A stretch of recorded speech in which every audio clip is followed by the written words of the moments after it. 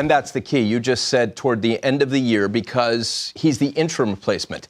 Anytime there's anything about coaching, we always hear the name Joel Quenneville, who happened to be an assistant when you and the Avs won the Stanley Cup. He then went on to be a head coach that won 3 cups with Chicago. He's not working right now, but he still has a paycheck for the rest of this year, and he's got time left. When you think about his name, that's the big name out there. When Philly considers how they're going to fill this vacancy going forward, is he a fit there? Well, is he a fit? I mean, Joel Quenneville is a fit with any team. And I think that Joel has proven that, the fact that he had such a tremendous stance with the Chicago Blackhawks, you think of the 3 Stanley Cups that he had.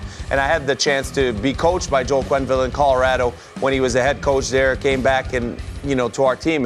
And I was so impressed with the decision making and his awareness behind the bench. And, some of the habits that he had in practice. It was always short practice. It was black, it was black, it was white, it was white. There was no in between for Joel Quenneville. And Joel Quenneville's got tremendous feel for the game of hockey and behind the bench. He knows who's going. He knows who's not going that night. He knows the matchup. He knows if you're struggling playing against a certain guys. And we've seen him, doing that with Patrick Kane, using Patrick Kane on different lines, using him against defensemen on the other side that would get the matchup that were favorable. Always have Jonathan Toews on the ice against the top line on the other side. Would not get out-coached, would not get outmatched, even on the road in pressure situation in the playoffs. So a situation might be appealing for Joel Quenneville because you look at the resources that the Philadelphia Flyers have. It's not a team, not everywhere in the NHL do you have as much resources and as much of an opportunity to have guys working around you like you would in Philadelphia,